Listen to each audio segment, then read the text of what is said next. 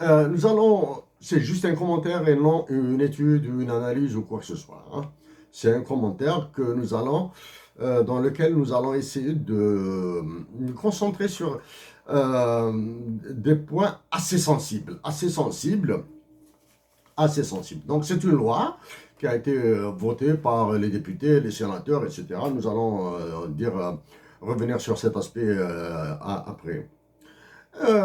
Notre questionnement, est-il est-il plus facile à une nation de se libérer d'une guerre d'extermination comme celle que nous a menée la France ou d'une guerre d'émancipation économique? Nous rappelons juste que d'une économie planifiée, socialiste et dirigée, nous sommes passés à partir de 1980 à l'ultralibéralisme le plus sauvage,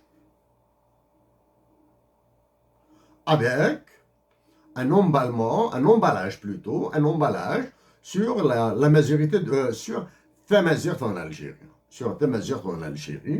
Et nous voyons où les résultats des politiques ultralibérales adoptées à partir de 1980 avec des raisons alternatives, et où est arrivé, à quel stade est arrivé Tamazirt en Algérie, de 80 à 2022. Donc, notre question, est-il plus facile de se libérer d'une guerre colonialiste d'extermination ou d'une guerre économique?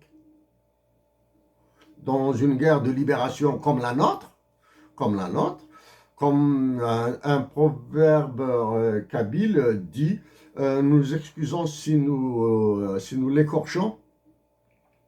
Ça, c'est pour une guerre de libération d'un colonialisme. Le colonialisme exterminateur ravageur français, entre autres.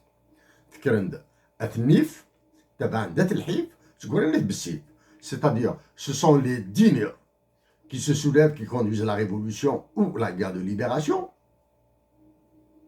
Ils sont suivis par les pauvres et braves, les gueux, et les derniers à s'atteler à la charrette d'une guerre de libération par opportunisme ou par un changement de conviction, ce sont les forcés. Généralement, ils sont tapis dans la bourgeoisie, dans le semblant d'élite dans un pays comme le nôtre durant la guerre de libération.